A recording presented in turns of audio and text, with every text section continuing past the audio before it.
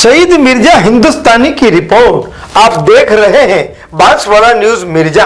राहुल गांधी जी ने जो कोटा में हमारे लिए खड़े रहे, आंदोलन किया, उससे यही है कि हमारी शिक्षा प्रणाली में सुधार है। मैं उनको तहे दिल से धन्यवाद करना चाहूंगी और बांसवाड़ा में जो करवाया है प्रोग्राम, उनको भी मैं धन्यवाद करना चाहूंगी और हमारी शिक्षा प्रणाली में सुधार आए। धन्यवाद। आपका परिचय?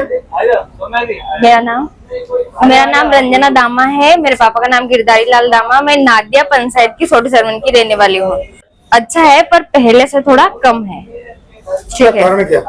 उसका कारण यही है कि पेपर लीक हो गया, डिमोटिवेशन, फिर जो फ्लो में हम पहले पढ़ाई कर रहे थे वो फ्लो बिगड़ गया। उसके बाद में फिर कोचिंग वापस जाना, कोचिंग से फिर टेस्ट का, पहले हम हर रोज हर दिन एक टेस्ट हमारा देना होता है। उसके बाद में टेस्ट एनालाइज करना होता है। उसके बाद में टीचरों से डाउट वगैरह वो सब नहीं मिल पाया। कोचिंग का जो खर्च जा रहा है, क्या छात्र मध्यम वर्ग और गरीब सहन कर पा रहे हैं? नहीं, कोचिंग में बहुत ज्यादा पैसे ले रहे हैं कि कोचिंग में इतना नहीं एफोर्ड कर सकते कि गरीब, जैसे कि मिडिल क्लास फैमिली में तक कोई। मेरे पापा ने भी पैसे कर्ज लेके मेरे को पढ़ाया है और मैंने सेकंड ड्रॉप था मेरा इस बार। छात्रों की गूंज बांसवाड़ा में भी। क्या राहुल गांधी ने जो मुहिम छेड़ी है शिक्षा के लिए, इससे क्या युवाओं का साथ मिल रहा है? युवाओं का, छात्रों का, आज युवाओं का जो हुजूम उमड़ा है, मुझे बोलने की जरूरत नहीं है। ये मात्र एक आवाज पे इतने युवा यहाँ दौड़ के आए हैं। ये मेरे लाइन नहीं है या किसी नेता के लाइन नहीं है, इनको राहुल गांधी के ऊपर भरोसा है। इसलिए ये युवा यहाँ राहुल गांधी जी को सुनने के लिए आए थे कि ये पूरा कार्यक्रम किसी पार्टी का कार्यक्रम नहीं था। राहुल गांधी जी ने स्पष्ट कहा है, ये छात्रों के साथ उनका संवाद था, का कार्यक्रम था। तो युवाओं के साथ जो कांग्रेस पार्टी है उसका भी क्या साथ मिल रहा है या कांग्रेस सबका साथ देगी? कांग्रेस हमेशा युवाओं के साथ है, हम हमेशा बेरोजगार के साथ है, छात्रों के साथ है। आज हमने पिछले कुछ दिनों पहले कुशलगढ़ में भी धरना दिया था और वहाँ युवाओं की एक आवाज थी, मैंने सुनी। ये नारा मैंने इतिहास में पहली बार सुना कि युवा बोल रहे थे कि नीट का पेपर कहाँ मिलेंगे, यानी, और युवा बोल रहे थे कि बीजेपी के बारे में।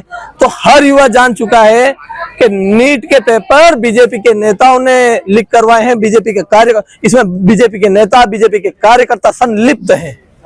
कुशलगढ़ में मुख्यमंत्री आते हैं और वहाँ की एमएलए मौजूद नहीं होती।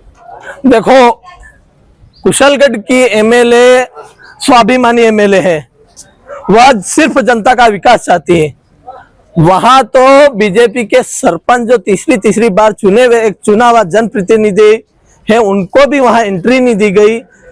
एक मुख्यमंत्री का क्या काम होता है? बड़े बड़े लाखों करोड़ों की सौगातें देना।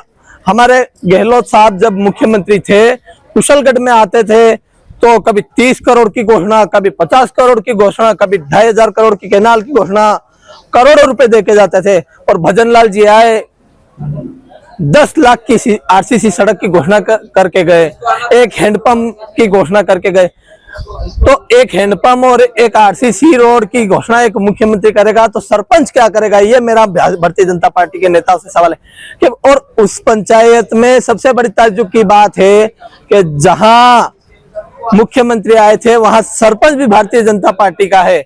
और वहां तो इसका मतलब तो सरपंच वहां काम नहीं कर पा रहा, इसलिए मुख्यमंत्री ने आके वहां 10 लाख की एक आरसीसी सड़क और एक हैंडपंप की घोषणा करी। तो ये स्थिति इस पर्ची सरकार की, क्योंकि राजस्थान का पूरा बजट तो बिहार में जा रहा है। बिहार के कारण, बिहार और आंध्र प्रदेश के कारण इनकी सरकार बची हुई है। तो राजस्थान का बजट कहाँ जा रहा है? बिहार और आंध्र प्रदेश जा रहा है। उनको एक विशेष पैकेज दे रखा बिहार को, और तो राजस्थान को क्या मिलेगा? ठेंगा। युवा, नौजवान, किसान सब परेशान। पहले कांग्रेस सरकार में हम अपने आदिवासी बेल्ट में, हमारा कुशलगढ़ पूरा बैकवर्ड इलाका पूरे राजस्थान में लास्ट में मध्य प्रदेश गुजरात की सीमा पर है। हमारे यहाँ के लोग नरेगा पे निर्भर करते थे, उनका रोजगार पूरा। तो गहलोत साहब ने समझा कि यहाँ के किसान भाइयों को समस्या है और उनको रोजगार देना है, तो उन्होंने, गहलोत साहब ने एक तो नगरीय नरेगा भी शुरू किया, शहरी नरेगा, और जो ग्रामीण नरेगा 100 दिन का रोजगार था उसको 100 दिन से बढ़ाकर 125 दिन किया। तो भारतीय जनता पार्टी को तो 125 से बढ़ाकर 150 करना चाहिए था, 200 करना चाहिए था, पर आज इन्होंने जी राम जी करके इस नरेगा योजना की भी पूरी जी राम जी कर दी। आज लोगों के साथ पूरा जी राम जी हो रहा है। आपका परिचय? रोहित खड़िया, पूर्व कार्यकारी जिलाध्यक्ष युवा कांग्रेस बांसवाड़ा। अखिल भारतीय कांग्रेस कमेटी के निर्देशानुसार, राजस्थान प्रदेश कांग्रेस के निर्देशानुसार राहुल जी गांधी ने नीट के एग्जाम में जो निरस्त हुए थे उसकी गूंज कोटा से की थी। पूरे देश में नीट एग्जाम जो निरस्त हुए थे, राहुल जी गांधी ने बच्चों के लिए कोटा आकर तो बच्चों का हौसला अफजाई करने के लिए जो भारतीय केंद्र की सरकार है, देश के प्रधानमंत्री नरेंद्र जी मोदी, शिक्षा मंत्री धर्मेंद्र जी, तो इनकी नैतिक जिम्मेदारी लेनी चाहिए। तो उन्होंने कोई जिम्मेदारी नहीं और ना कोई बच्चों के बारे में कहा। तो राहुल जी गांधी जो है उन बच्चों के भविष्य के बारे में सोचा। आज जो बच्चे देश के धरोहर हैं, तो माता पिता को कितनी कष्ट होता होगा।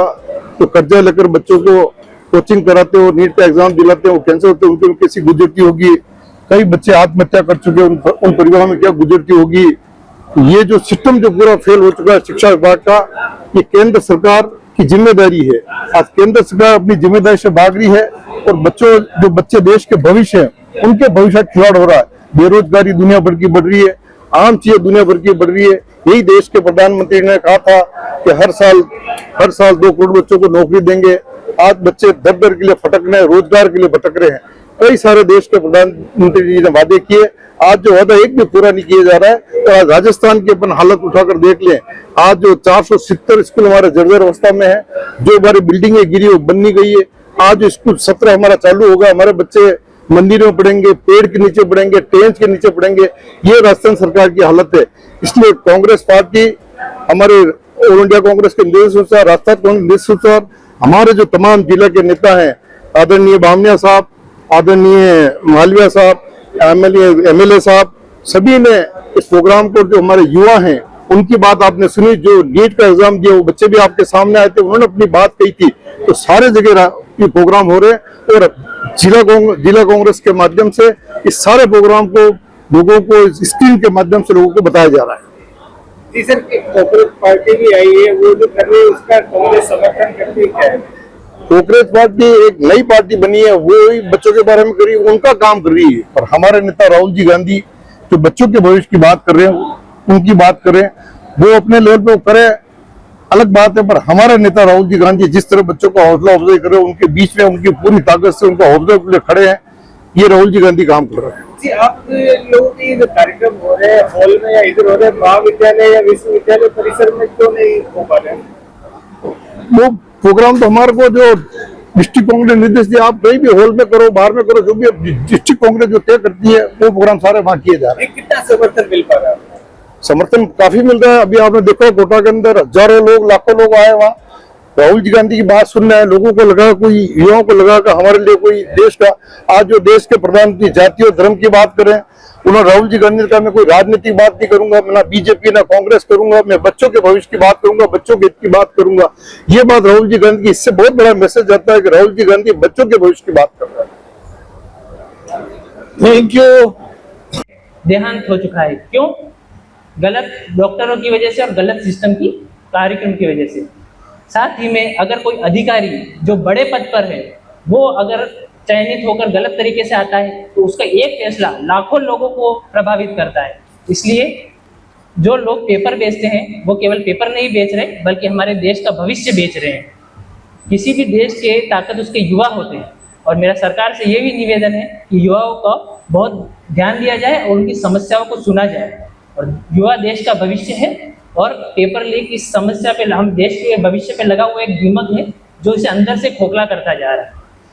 हम सबको मिलकर सिस्टम से, व्यवस्था से ऐसी मांग करनी चाहिए कि सफलता का आधार हमारी मेहनत हो, हमारी योग्यता हो और ईमानदारी हो, ना कि भ्रष्टाचार हो या किसी तरह का शॉर्टकट हो या पेपर खरीद फरोख्त हो। अंत में मैं एक पंक्ति से अपने विचारों को विराम देना चाहूंगा।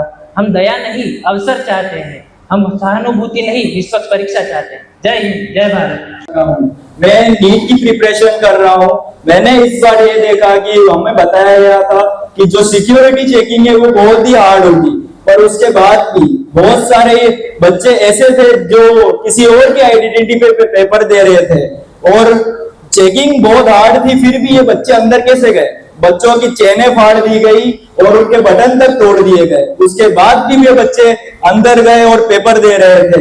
इतनी टाइट सिक्योरिटी के बाद ये सब क्यों है? क्योंकि सिस्टम में ही पहले से पूरा मिला हुआ है, सब एक दूसरे को सपोर्ट कर रहे हैं। और इस बार का जो पेपर था वो पहले से बहुत ज्यादा हार्ड था। प्री नीट नहीं लग रहा था, वो लग रहा था कि एडवांस नीट का पेपर दे रहे हो। और फिजिक्स का पेपर तो इतना हार्ड था कि उसको जो पढ़ रहे हैं बच्चे वो सोल्व भी नहीं कर पा रहे थे। बहुत 1 घंटे में सोल्व करना बहुत हार्ड था वो पेपर।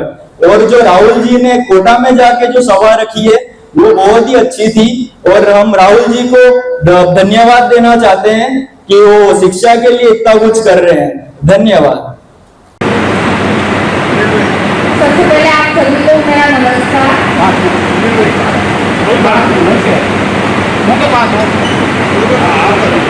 मेरा नाम संजना दामा है, मेरे पापा का नाम गिरधारी लाल दामा। मैं नादिया पंचायत के छोटे सदन की रहने वाली हूँ। मैंने 12th पास की, उसके बाद मेरा सपना था कि मैं डॉक्टर बनूं।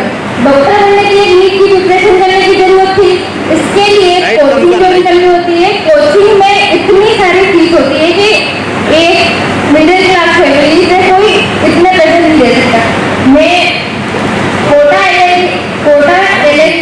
कोचिंग विजिट की, उसमें मेरी फीस बताई 1,40,000। इतनी सारी फीस मेरे पापा नहीं दे सकते थे। उसके बाद में फिर मैं इंदौर जो कम पैसे में कोचिंग मिलती थी, मैंने वहां से कोचिंग की। वहाँ पैसे थोड़े कम थे, जैसे कि कोटा में थे उससे थोड़े कम ही थे। उसमें भी फिर रहने पीने और कोचिंग पढ़ाई सारा लगा के 1.5 लाख तक का खर्चा हुआ। उसके बाद में 2025 का एग्जाम हुआ। वो पेपर थोड़ा टफ था, इसकी वजह से मेरा सिलेक्शन नहीं हुआ। फिर इसके बाद में मैंने 2026 के लिए और प्रिपरेशन की, जिसकी कोचिंग मैंने मोशन पासवाना से की। उसकी फीस थी मेरी 75,000 और मैं यहीं से रहती थी, पासवाड़ा में रहती थी किराए से। और 3 मई को मेरा एग्जाम हुआ, उसमें मेरा स्कोर 420 आ रहा था। अच्छा था स्कोर, जिसमें मेरा सिलेक्शन हो रहा था। मेरे घर वाले सारे खुश थे कि मेरा सिलेक्शन हो रहा है। मेरे मम्मी पापा खुश थे, दादा दादी सब खुश थे। और मेरे गांव में कोई गवर्नमेंट सर्विस नहीं है अभी तक, सारे खुश थे कि मेरा सिलेक्शन हो रहा। उसके बाद में 12 को न्यूज आती है, 12 तारीख को न्यूज आती है कि आपका पेपर लीक हो चुका है, आपका पेपर लीक हो चुका है और रद्द कर दिया गया है कि री नीट होगा। फिर थोड़े दिन बाद न्यूज आती है कि 21 जून को पेपर होगा कि तुम्हारा री नीट वाला। री नीट की न्यूज सुन के बहुत सारे बच्चों ने सुसाइड कर लिया है और 21 तारीख को री नीट हुआ। उसके बाद में भी बच्चों ने पेपर अच्छा नहीं गया, उसके बाद भी बच्चों ने सुसाइड किया है बहुत सारों ने। मेरा भी पहले से इतना अच्छा नहीं लगा क्योंकि जैसे पहले इतने फ्लो में पढ़ाई कर रहे थे, जैसे प्रैक्टिस के लिए बीच में गेप हो गया, उसके बाद में पूरा शेड्यूल बिगड़ गया, तो उससे अच्छे से मैं भी नहीं कर पाई जितना पहले कर पाई थी। मैं राहुल गांधी जी से निवेदन करना चाहती हूँ कि वो कोटा में जाके हमारे लिए वो खड़े रहे, उनको मैं कई दिल से धन्यवाद करना चाहती हूँ। मेरी और मेरी स्टूडेंट की तरफ से धन्यवाद करना चाहती हूँ। बहुत बहुत धन्यवाद बेटा, आगे तैयारी करें और उनको भविष्य की। देश हित जनहित में राज और समाज का साप्ताहिक दर्पण संपादक प्रकाशक शहजाद खान व शहीद मिर्जा की रिपोर्ट देखते रहिए भोर नायक समाचार पत्र में। बांसवाड़ा न्यूज बाय मिर्जा को सब्सक्राइब करना ना भूलें और साथ ही लाइक कर शेयर भी करते रहें।